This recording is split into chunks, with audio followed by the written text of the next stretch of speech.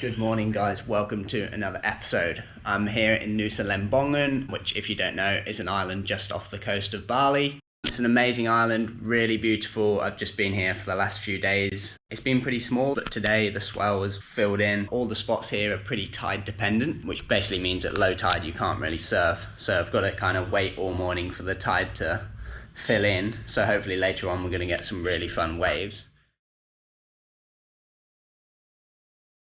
Just paddling out to Shipwrecks. Gonna take around another 10-15 minutes. Long paddle, but really beautiful.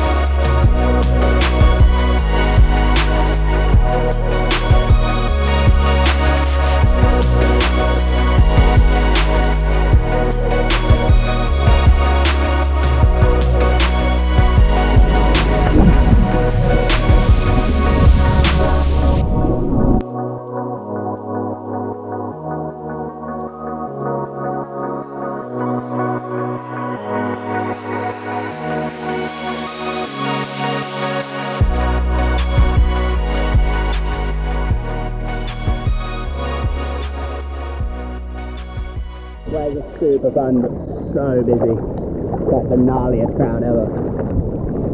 Right, such a tight takeoff spot and like 30 guys out. Such a shame, I'm keen to surf, but can't really be fucked with that, to be honest. So yeah, that was Shipwreck. Hope that kind of gave you a bit of a look into some of the waves here. That's obviously just one of the spots. In and around Lembongan, there's so many different spots. There's kind of like 3 or 4 main ones. First of all, let's look at where I just surfed at Shipwreck. Now, it's kind of defined by this crazy like crane that's just on the reef. I mean, I think that's the crane they use to kind of try and remove the shipwreck. I came here like 8 years ago and I can't actually remember that being there. So if any of you guys have got more information on how that got there and what happened, but it's a pretty unique place to surf. You're kind of just in the middle of the ocean and then next to it you've got this huge like crane thing. But the wave's pretty sick. It's kind of like a wedgy right-hander. It's like kind of horseshoes in on itself and it's really powerful, sick for turns. There can be barrels on the right day as well, but that said, it gets super crowded. And then just across the channel from that, you've got a wave called Razors. And although the wave Razors would suggest it's like this gnarly, like super shallow reef, it's actually kind of like a beginner intermediate spot, real slopey left-hander. Although there's plenty of water over the reef, it is still sharp if you hit it, hence the name, but that can be a good spot to surf if you're a beginner or intermediate. Then kind of you've got like this stretch of like random reef. I don't really know if that gets surfed, but then across from there, you've got Lacerations. On its day, under the right conditions, like the right swell angle and winds, Lacerations can be an amazing wave. Yesterday I paddled out there and there was like 30-40 beginners out there, which is insane. So yeah, definitely needs like specific conditions to really get working, but it's by far the best wave on Lembongan. And then just across the channel from Laceration, you've got a really fun wave called Playgrounds. I mean, it's got that name for a reason, right? It's a pretty user-friendly wave. The reef's really sharp, but it's got just enough water over it to kind of make it okay. So it's a really fun wave. It's kind of good for all abilities. And yeah, you've kind of got all these like floating like structures around it. Next to it, there's kind of like this floating bar, which is pretty sick. Like you can just paddle across there and have a beer, like, you know, if you get thirsty in the middle of your surf. So they're kind of like the main waves on Lembongan. You can also drive over to Cheningan, and there's kind of like this little left reef as well that I guess kind of used to be a secret spot, but it's just not anymore. It's so crowded. It's probably like a 20-25 minute drive each way. It's a really cool little drive. You drive across the famous like Yellow Bridge, all these little windy roads, and then you reach this like little left that you climb down to, or you can jump off the diving platform, and there's like a restaurant on the top, and it's a really unique like little spot to surf. So yeah, just some tips for surfing in Lembongan. Like I said, there's so many different waves, but they are a bit of a mission to surf.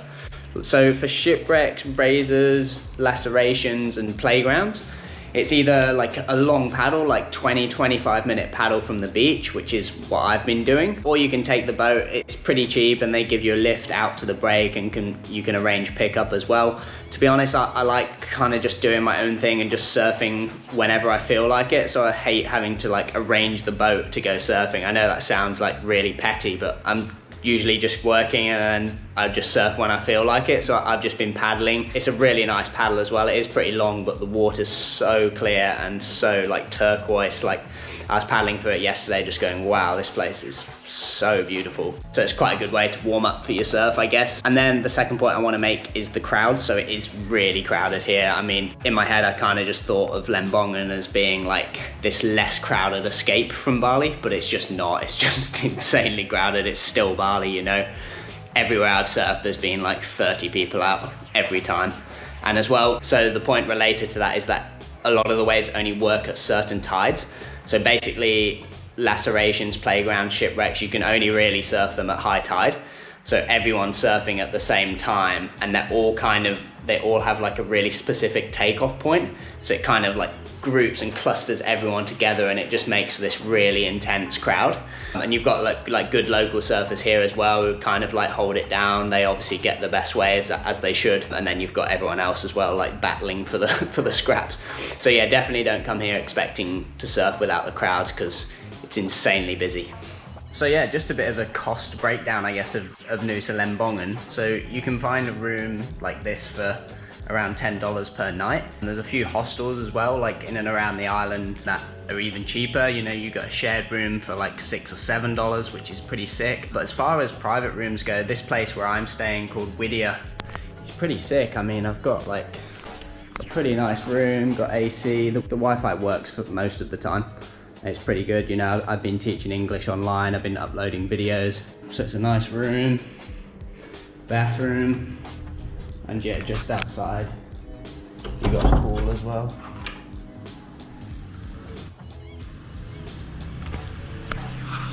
Yeah, it's pretty good, to be honest. I've been eating out just at local restaurants. I've found it to be a fair bit cheaper than Bali mainland. I've been getting like a plate of nasi goreng, which is like rice and egg and chicken, veg, all fried up, and like a portion of extra rice. And at some of these restaurants, it costs 40k Indonesian rupiah, which is literally a couple of dollars, which you can do that in Bali as well. But yeah, I've just found it generally to be just a couple of dollars cheaper at most places.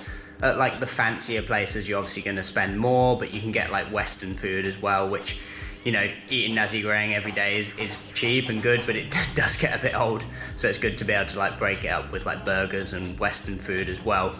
But generally, $5 or less, you'll be covered for every meal. I found as well, as a standard, like you can go to most like restaurants around town and they have like breakfast deals for around 50 or 60k, which includes like a coffee, either a plate of fruit or juice, and then like toast and like egg on toast.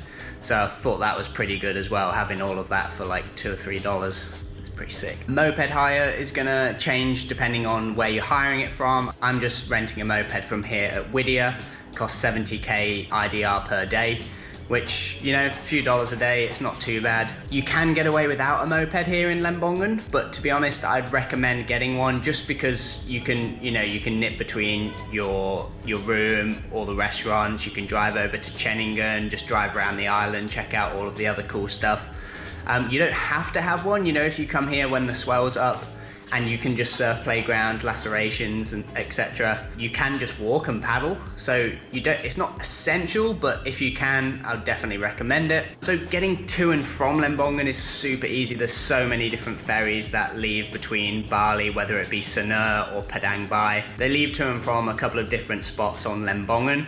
I'd recommend booking through baliferries.com. That's the site I always use to get these like Indonesian ferries. So I'll leave a link in the description where you can book that.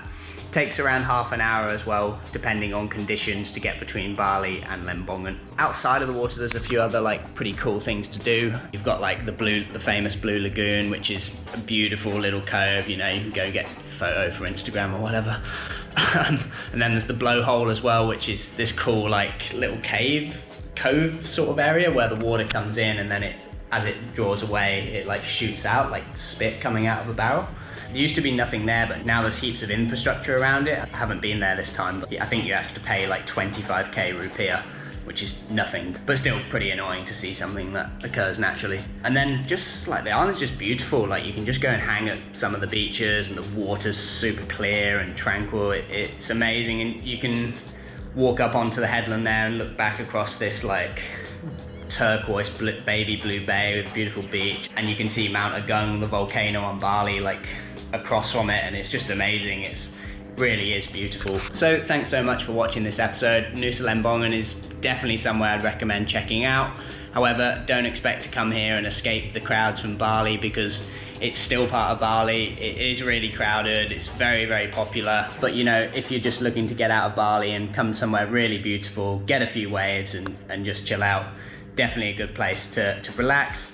Thanks so much for watching this episode, and thank you guys so much for watching all of my other videos. My channel's growing quicker than I ever thought it would. Every like, subscribe, comment really honestly means a lot to me. So got loads of trips and content coming your way, so stay tuned for that. For now, it's goodbye from me, and I'll see you in the next episode.